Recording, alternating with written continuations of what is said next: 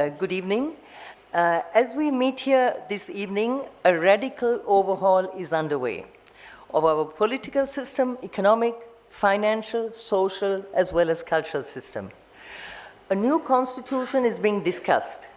At the same time, there is a plethora of radical reforms being rushed through. The fact that many of these reforms are being challenged as unconstitutional indicates that the new constitution is aimed at making what is unconstitutional today constitutional tomorrow. In other words, making legal what is illegal by a simple trick of changing the law with a capital L. The issue is not whether a new constitution is needed or not. It is the fundamental and inalienable right of the people to determine the economic, social, political and cultural system in which they choose to live. But that choice will be theirs only if it is made freely, not with a gun pointed at their heads. Today, Sri Lanka finds itself practically under a form of tutelage to the United States, which is a global power whose strategic objective is to maintain its global hegemony.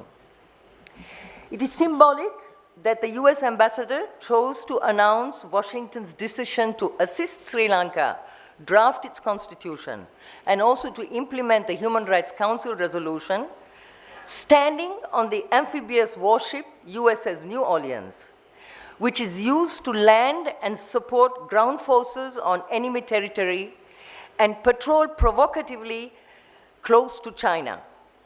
It is also ironic that it is from Temple Trees that the acting US Secretary of State Alice Wells declared last week that the United States is and will continue to be an Indo-Pacific power. She was the first also to announce America's first ever naval exercise in Sri Lanka in October in Trincomalee. You will agree that rewriting the Constitution under such conditions can only advance Washington's cause, not ours. There are other guns also pointed at us. The 2015 Human Rights Council resolution, as well as the notorious IMF World Bank conditionalities. Good governance or Yahapalana was not invented by Ranil or by Chandrika, Sirisena or Mangala. It was coined by the IMF, World Bank, and the US Treasury as a political conditionality for the enslavement of indebted countries such as ours through further indebtedness. Behind these threats is the same face, Washington's. The international financial institutions such as the IMF are dominated by Washington, which controls nearly 50% of the IMF vote share, that is together with its European allies, compared to Sri Lanka's 0.19%. Let's be clear. The demands in the Human Rights Council resolution are not Burundi's, not Cuba's, or Russia's, or China's. They are Washington's. It was Yahapalana's abject servility that made it possible to use it as a weapon against us. The reforms demanded are so fundamental that they cannot be implemented without changing the Republican Constitution. A hybrid court is one. Another is the devolution of power, which is a project to dismantle the state. Yet another is the conversion of our armed forces into an auxiliary of the United States Armed Forces against our national sovereignty, independence, and also our territorial integrity. That will require wide-ranging security sector reforms, demilitarization of the North and East, which means 2/3 of our coastline, control over recruitment, vetting of officials, ending military involvement in civilian activities, etc., etc. Underpinning this resolution is the demand for accountability. Accountability is also the pillar on which the so-called responsibility to protect, or R2P, stands. And the goal of R2P is to legitimize US intervention and domination. In the late 19th century, the US and Great Britain justified their savage wars of peace as the white man's burden to bring civilization and progress to barbaric, non-Western, non-Christian, non-white peoples. Today, the justification is responsibility to protect citizens of other countries. The moral rhetoric is human rights and humanitarianism. The victims are the same. R2P, or responsibility to protect, is a project of recolonization associated with tutelage. In a report on the responsibility to protect, the United Nations Secretary General called for revising the UN trusteeship system. That is, the system of tutelage for non-self-governing territories, colonial territories. Now, the original proposal to revise the UN Trusteeship Council came from the former US Ambassador Edward Marks, who was also Deputy Chief of Mission in Sri Lanka in 1987. Marx talked about an international regime of tutelage for multi-ethnic societies, which he called failed states. US interference in Sri Lanka began long before the resolution was adopted.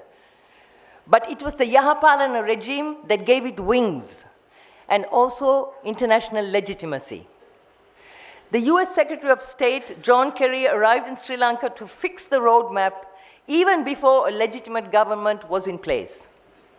The visits to Sri Lanka of Jeffrey Feltman, the UN Under-Secretary General for Political Affairs, were also significant. On his first visit, shortly after the 2015 presidential elections, Feltman declared that he was here to assist in the process of accountability and reconciliation. On his second visit, that was last month, he revealed what he had meant. He had meant change in the Constitution. He was here this time to monitor progress made in change in the Constitution. Who is Feltman? He is former US Assistant Secretary of State, a neoconservative hawk, linked to Robert Kagan, their theoretician, Victoria Nuland, and Samantha Powers.